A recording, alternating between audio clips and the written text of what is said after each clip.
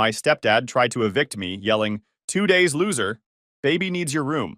So I dropped a twist that shattered his fake alpha act and left him packing his bags for good. Hey Reddit, throwaway for obvious reasons. So, my stepdad tried to evict me from his house, but my aunt handed me the paperwork that said otherwise. And let's just say, watching his alpha male act collapse in real time was worth every second. I'm Oscar, 19 male. I work part-time at a grocery store. My life isn't flashy. Classes, shifts, home, repeat. The house is old, 2-story, little squeaky stairs, creaky doors. Used to be my granddad's, then my dad's. After dad passed when I was 14, mom kept living here. I never asked about ownership, figured it was hers. 3 years ago, she met him, my stepdad.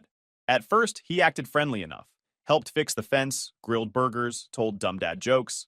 But when mom wasn't around, he changed. Got this little smirk, like he was the man of the house. Comments started small. Maybe try doing the dishes right for once. Or, you call this mowing the lawn? Stuff that wasn't terrible but annoying. Then the digs about my dad started. Whenever mom wasn't in the room, he'd throw them out there. Your old man didn't take care of things either. Guess being lazy runs in the family. I'd keep my cool, answer with something like, yeah, real original, and leave it at that. Mom used to defend me. But lately, since she got pregnant, she changed. More snappy. Repeating his phrases like she was copying his playbook.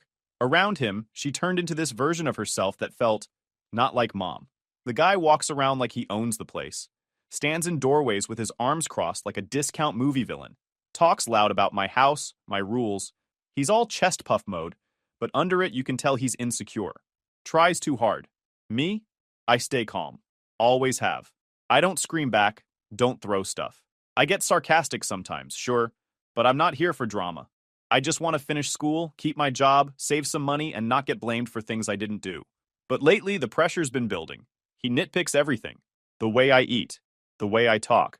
If I close my door, he asks what I'm hiding. If I leave it open, he says I'm loud. Can't win. So last week, after another round of his lazy kid speech, I grabbed my keys and headed to my buddy Oliver's place. Needed some air. Oliver's been my best friend since middle school. If you met him, you'd think he doesn't take anything seriously. He's always got this half smirk like life's a big joke. But the guy's solid. Smart too. The type who roasts you while handing you a drink. When I told him about the stepdad situation, he leaned back on his couch, hands behind his head, and said, man, your mom married the dollar store version of a landlord. Does he walk around with a clipboard too? I laughed for the first time all week. Feels like it. I told him about the comments on my dad. That part always lands heavy. Oliver shook his head. Guy's got the personality of a wet cardboard box but thinks he's top dog. Classic. We hung out for a bit. Played some old video games. I didn't realize how tense I'd been until I sat there eating chips, listening to Oliver mock stepdad's contractor voice. Let me guess, Oliver said, grabbing a fake clipboard. Eviction notice. Reason for removal. Failure to salute the king when entering his castle. I almost spit my drink. But under the jokes, he gave real advice. Look, keep calm. Don't give him free ammo. Write stuff down. Dates, what he says, all that. People like him love drama. Don't feed it. That's why Oliver's the best. He jokes, but he's sharp. He told me if things got bad, I could crash on his couch for a while. Seriously, he said, I can put up with your snoring longer than you can put up with King Alpha. Appreciate it, I said. Hope it doesn't come to that. When I got home later, stepdad was in the kitchen, like usual, watching me like I stole something. Have fun? He said. Yeah, I answered. Grabbed water, headed to my room. He muttered something about kids these days, loud enough to hear. I shut my door, sat on my bed, and thought about how fast things changed. A year ago, mom was mom. Stepdad was annoying but tolerable. Now it's like I'm living with a guy auditioning for world's strictest dad, except I'm not his kid. And he acts like that makes it worse. One thing Oliver said stuck though. Don't give him ammo. So I kept quiet. Did my work, cleaned up my stuff, stayed out of his way. Didn't matter. Because the next morning, everything kicked up a notch. Couple days after that talk with Oliver, things at home shifted fast. Mom started talking about the baby all the time. The baby will need more space. The baby will have a better future. At first, I didn't mind. It's a big deal, sure. But then she started comparing me to a baby who wasn't even born yet. Maybe the baby will be more organized than you, Oscar, she said one morning when I left a plate in the sink because I was late for class. She laughed like it was a joke, but she never used to talk like that. Another time, I came back from work, tired, sat on the couch for 5 minutes. She said, "When the baby comes, things will have to be different. The baby won't be lazy." Lazy. She used to defend me when Stepdad said that. Now she threw it out there herself. I didn't argue, just nodded, went to my room. But I knew where it was coming from. Stepdad had been feeding her stories. I overheard him one night when he didn't know I was in the hall. "He stays out late," Stepdad said. "You know that's true? He doesn't help around here unless you tell him twice. The baby's going to need a real father figure, not some moody college kid sulking around." Mom was quiet, so he kept going. "I saw the way he looked when you told him about the baby," he said. "He's jealous. He doesn't like that there's going to be someone else in this house. I wouldn't be surprised if he tried to cause problems after it's born." That one hit hard. Jealous? 'Cause problems? I barely talk as it is. Next morning, Mom told me, "You need to be careful about your attitude around the baby. Your stepdad thinks you might be jealous." I almost laughed. Jealous of a baby? Seriously? She gave me this look like she wasn't sure what to believe. That bothered me more than anything. The guy had been here 3 years. I've been here my whole life. But she was starting to listen to him like he knew me better than she did. Later that night, Stepdad cornered me in the kitchen while Mom was upstairs. "You need to get serious about your life, Oscar," he said, arms crossed like always. "This isn't your little clubhouse anymore. When the baby comes, we don't need drama. We don't need some angry kid making things harder." I kept my voice level. "I go to school. I work." "What drama?" He said, "2 days ago, you disappeared all night. I was at Oliver's. You can ask him." "Sure," he said, like he didn't believe me. "Look, you've had it easy here. Time to grow up. Maybe find your own place." There it was.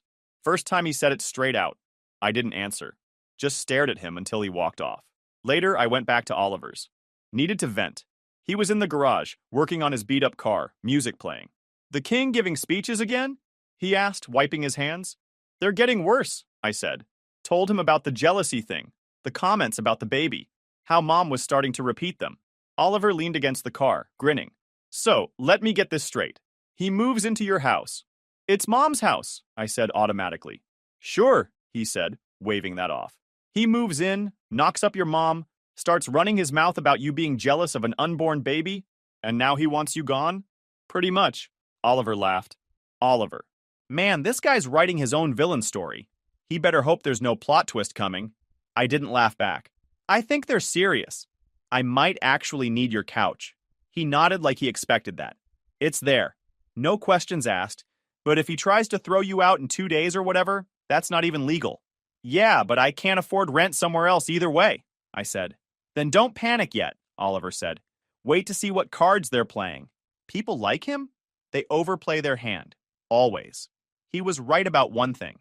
Stepdad was pushing hard. 2 nights later, Mom sat with me in the living room.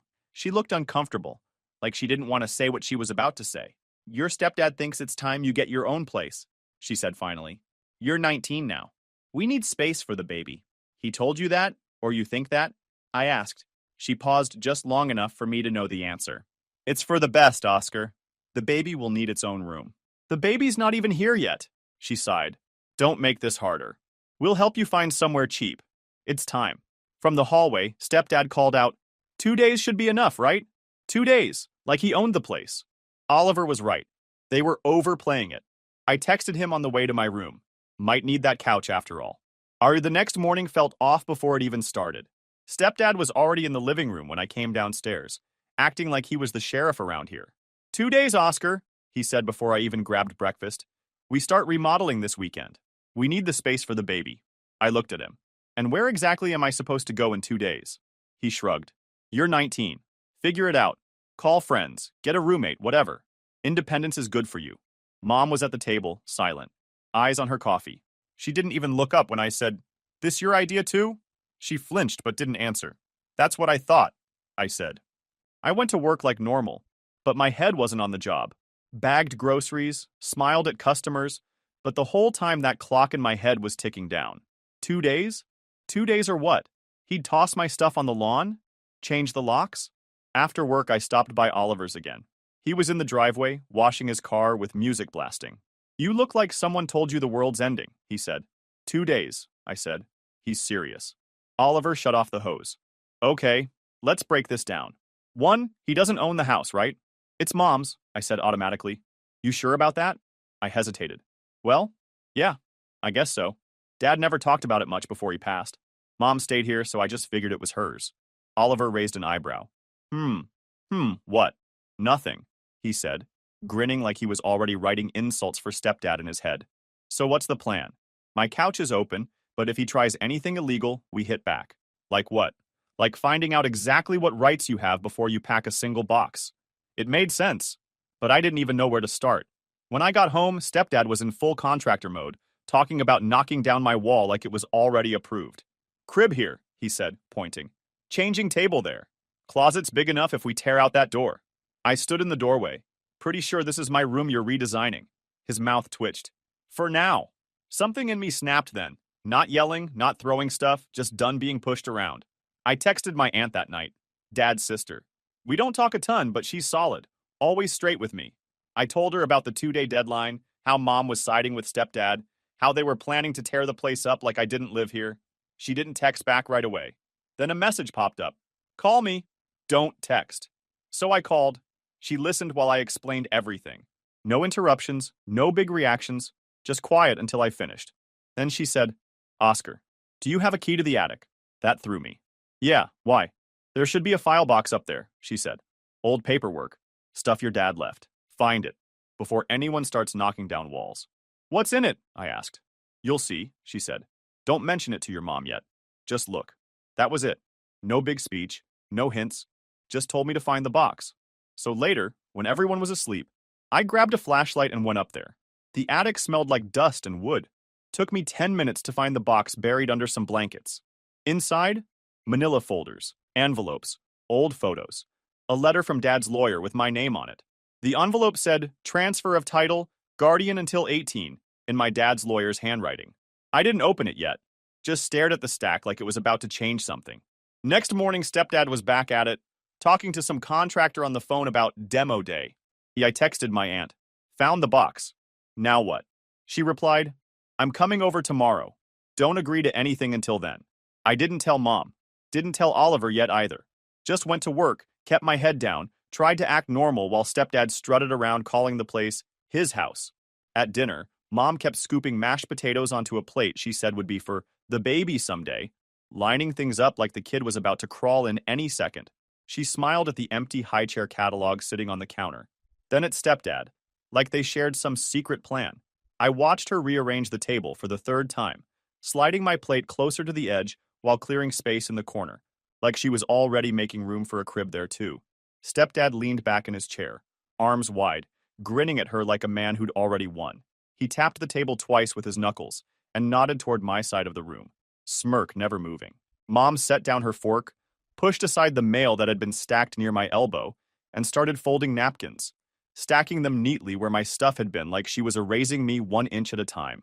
I didn't say anything, just set my fork down, leaned back slow, and kept my eyes on them.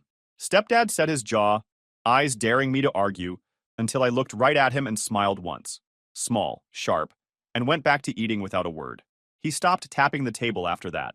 After dinner, I went to Oliver's and told him about the box, how my aunt wanted to come over. Think it's bad news? He asked. No idea, I said, but she sounded serious. Oliver smirked. Man, if it's a will or something and that house is yours, I'm gonna need front row seats when you tell Mr. Alpha who thinks he's the leader. I shook my head. It's probably nothing, but part of me wasn't so sure anymore. Next day, my aunt texted, be there at noon? Don't let them start anything until I arrive. So I didn't. And when noon came, she showed up with a folder under her arm, eyes sharp like she already knew this was about to get messy. The next day, Aunt Lisa showed up right on time. Noon sharp. Black coat, folder under her arm, the look of someone who already smelled smoke before seeing the fire. I met her at the door. She didn't hug, didn't smile much, just nodded once and walked straight in like she owned the place more than Stepdad ever did. Mom was in the kitchen rearranging baby stuff she bought too early. Bottles still in their packaging. Tiny socks lined up on the counter. Stepdad leaned against the fridge like a bouncer, arms crossed, a fixed little grin in place. Aunt Lisa didn't stop in the kitchen. She just glanced at them, then at me, then said, let's see the box. I led her upstairs to my room, pulled the file box from under the bed where I stashed it last night, dust still on the lid. She set her folder down, opened the box, started flipping through like she was sorting cards in a game, only she knew the rules too. Envelopes, old letters, stacks of papers with dates from years back. She moved fast, sharp eyes scanning titles before stacking some to the side, leaving others in the box. You read any of this yet? She asked without looking up. Not really, I said. Didn't want to jump to conclusions. Aunt Lisa tapped a stamped letter.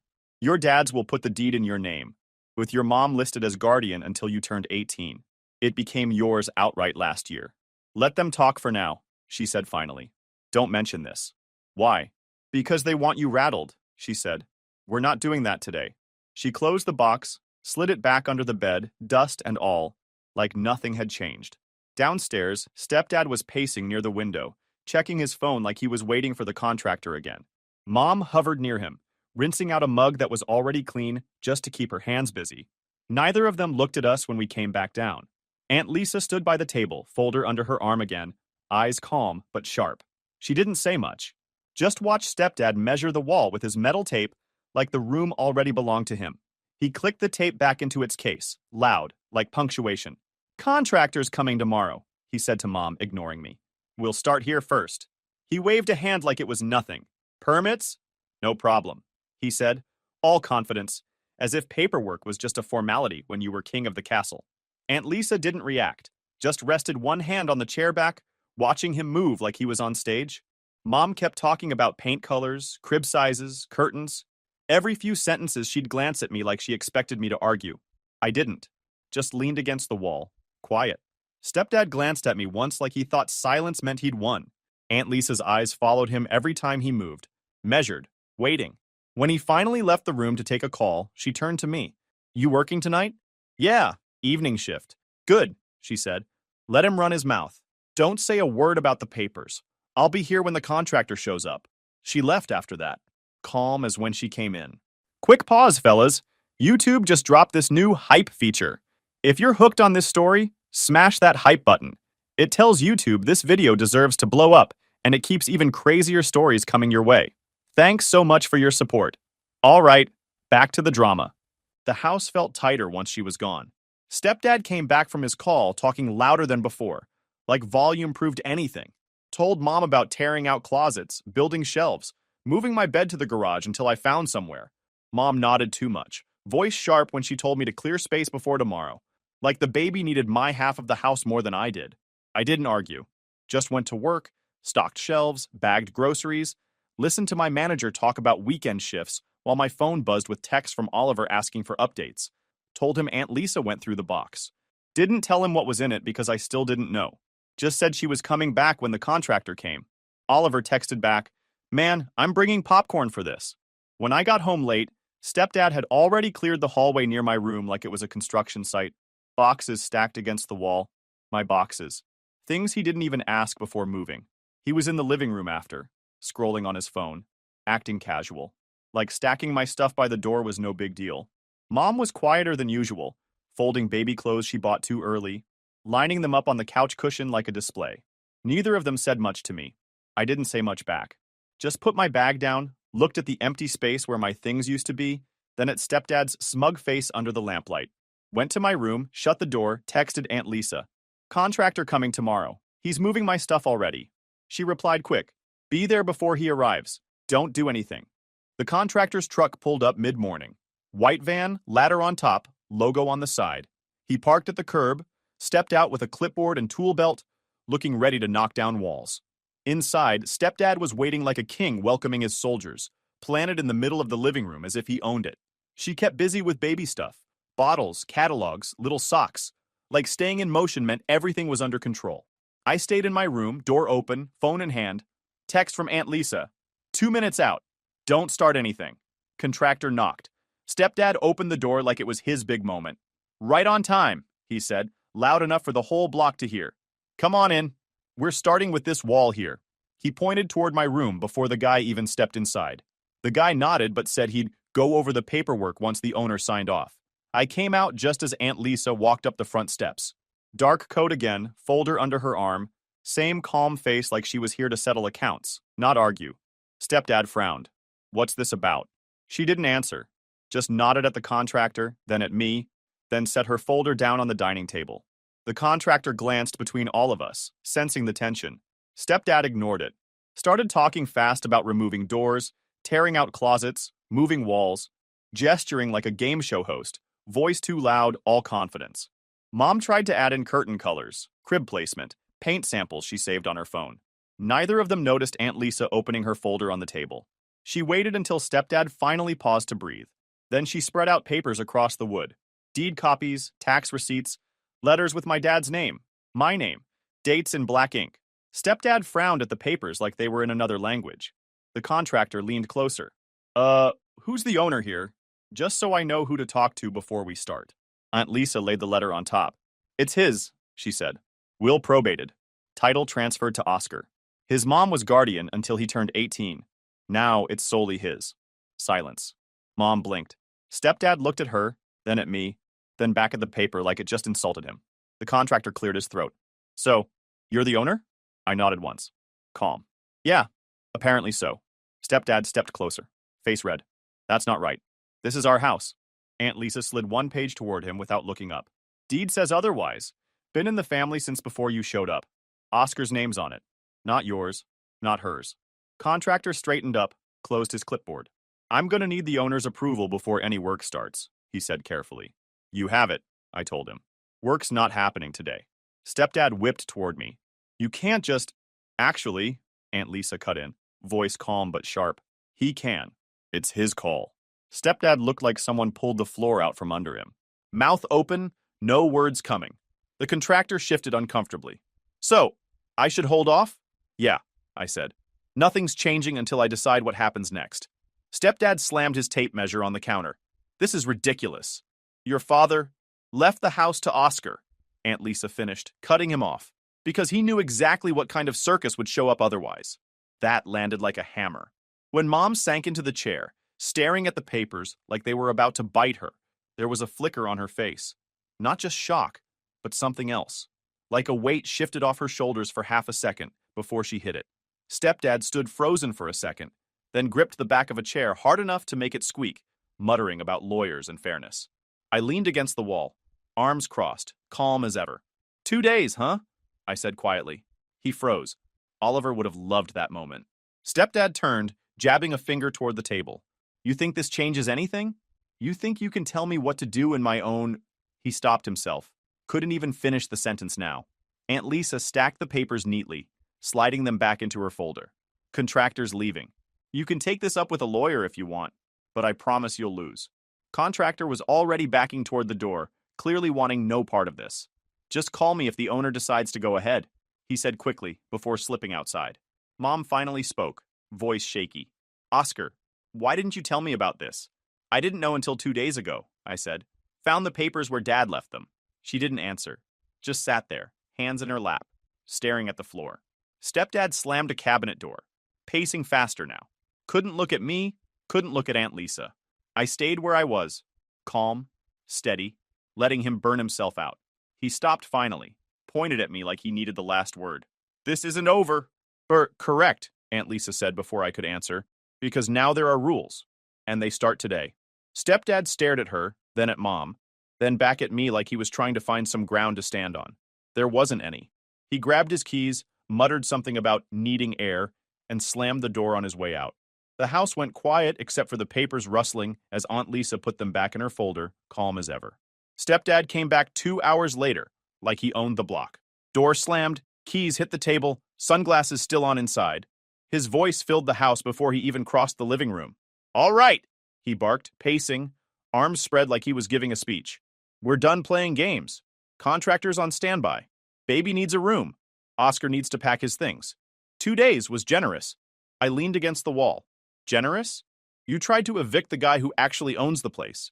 He shot me a glare. On paper, maybe, but this is our home. We make the decisions here. I raised an eyebrow.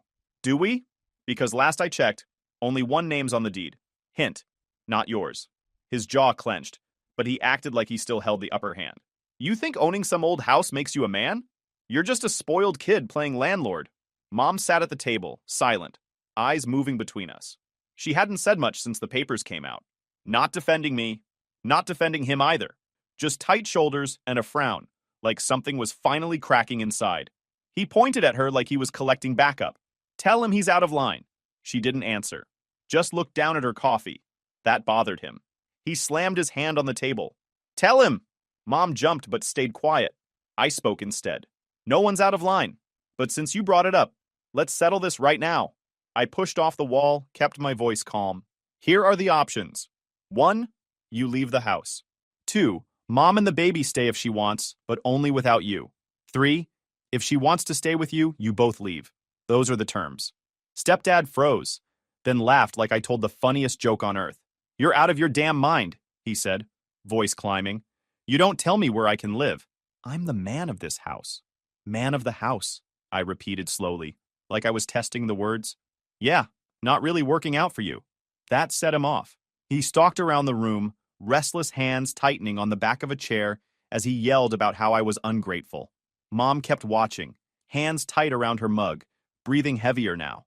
You think you can embarrass me in my own home? He shouted, pointing right in my face. I've been building a family here while you sulk in your room like a little boy. I stayed calm. Yeah, nothing says family like kicking your wife's kid out with 2 days' notice. Don't twist this. His voice cracked on the word twist. Mom flinched but still didn't speak. He turned on her next. And you're just gonna sit there? Let him talk to me like this? After everything I've done for you? Something in her eyes shifted then. Not big, not sudden, just colder. You mean after the way you've controlled everything I do? She said quietly. He froze mid-pace. She stood up slowly. After you talked over me in my own house. After you poisoned me against my son so I'd think he was lazy, jealous, dangerous even? You fed me lies about him every day until I couldn't tell what was true anymore. His mouth opened but nothing came out. She kept going, voice shaking but louder now. You moved in and treated me like a prisoner. Like I was just here to nod along while you barked orders. I let you turn me against my own kid because I didn't want to believe I married a man this cruel. Cruel? He yelled, voice cracking again. You call providing for you cruel? You call wanting respect cruel? I'm the only real man in this house. I smirked. Lot of real men screaming about respect in houses they don't own. He spun on me, red-faced, veins showing on his neck. You shut your mouth. Mom stepped between us before he got closer. No, she snapped at him. You shut yours. Pack your things and get out. He blinked like she slapped him. What? You heard me, she said, steady now. This is over. The control. The lies. All of it. You want to act like a king? Go find another castle. He looked between us, wild-eyed, breathing fast. You'll regret this, he stammered. Both of you. You can't just throw me out like I'm nothing. You did that to yourself, she said. His voice went high, panicked now, throwing out insults about me, about my dad, about her being ungrateful. It was loud, ugly, desperate. She didn't back down this time. Pack your things, I added. And since Mom's revoking your permission to stay, you don't have any right to be here. He stood there shaking, trying to come up with something big to say. Something that would make him the alpha again. Nothing came. So he grabbed a duffel bag, stuffed clothes in hard and sloppy, muttering under his breath about lawyers and respect and real men. I leaned against the doorway. Careful, I said. Wouldn't want to pull a muscle packing all that ego. He shot me a look that could kill, then stormed out with his bags, slammed the door so hard the frame rattled, and sped off like a teenager after curfew. Mom sat back down slowly, like her legs barely worked, and let out a breath that sounded 3 years late. A few nights later, the house felt different. Quiet in a way it hadn't been since he moved in. Mom stayed at the table a long time that night, staring at the empty spot where he used to stand giving orders. She didn't say much, just kept folding and refolding the same dish towel like she was trying to figure out what came next. I didn't get emotional, didn't tell her it was okay or any of that. You know he turned you against me, right? I said finally. She looked up, surprised. All those things you said, I continued. Lazy, jealous, dangerous even. You believed him without ever asking me. Made me feel like I didn't even belong in my own house. She didn't argue, didn't deny it, just nodded slowly, like the words landed heavier than she expected. I didn't want to see it, she said after a moment. But I do now. I didn't say anything. I wanted to believe he was helping, she said one night. But he was just controlling everything, even me. For once, she didn't defend herself. She just sighed and said, I'm sorry for all the things I believed about you. I nodded once and left it at that. No long speeches, no hugging it out, just facts. The next few days were about cleaning up the wreckage he left behind. His stuff was gone except for a few random things in the garage. Mom boxed them up and told me to leave them by the door. I went back to classes, caught up on assignments, picked up some extra shifts at work. The house stayed calm. Then, about a week later, Stepdad showed up. I was at a table outside campus, laptop open, finishing an essay. Oliver sat across from me, sunglasses on, arms behind his head like he owned the place. Stepdad's car rolled up to the curb fast, like he was arriving for a showdown. He climbed out, same puffed up chest, same fake walk. I didn't move, just closed my laptop and waited. He marched over, pointing at me before he even stopped walking. "You think you won?" he said, loud enough for people nearby to stare. "You embarrassed me. You turned your mother against me. You think this is over?" Oliver smirked. "Here comes the halftime speech." Stepdad ignored him, eyes locked on me. "You're nothing without me. You live in that house because of me. You—" I held up a hand. "Stop. That house was mine before you ever showed up." He blinked, like he still couldn't process that part. Oliver leaned forward, grinning. "Crazy, right? All that alpha talk in a house you didn't even own." Stepdad spun toward him. "Who the hell are you?" "Guy who offered Oscar a couch when you tried to evict him from his own property," Oliver said casually. "Didn't need it, though. Plot twist and all." Stepdad's face turned red fast. "This isn't funny." "Little funny," Oliver said. "Like, reality show funny." I stood up then. Slow, calm. "Look, you don't live there anymore. You don't control anything. You can pick up the rest of your junk from the garage and that's it." He stepped closer, trying to tower over me. "You think you can talk to me like this? I was the man of that house." "Yeah," I said. "And now you're the man yelling in a parking lot while people film on their phones." He looked around. Sure enough, 2 students had their cameras out. Oliver grinned wider. "Smile for the audience, big guy." Stepdad's voice cracked when he yelled next. "Your mother will take me back. She needs me." I shook my head. "She told me she felt like a prisoner with you there. She's not going back." That landed hard. His mouth opened, closed, opened again like he couldn't find words big enough to fill the hole his ego just fell into. Oliver sipped his soda loudly. "Tough crowd today," he said. Stepdad turned in a circle like he might yell at everyone watching, then locked back on me. "You think you're better than me? Some college kid with a part-time job?" I shrugged. "Better tenant, apparently." Oliver snorted. Stepdad's face went through about 3 shades of red before he finally pointed at me like this was a courtroom. "You'll regret this. Both of you. I'll be back." I shook my head. "No, you won't. Not unless you want the cops involved next time." That froze him for a second. He looked around again, saw the cameras still on him, then turned back toward his car. He muttered something about respect under his breath, slammed the door, and peeled off like he was running from a crime scene. Oliver watched the car disappear. Guy's one speech away from making motivational TikToks. I laughed once. Then opened my laptop again and went back to my essay like nothing happened.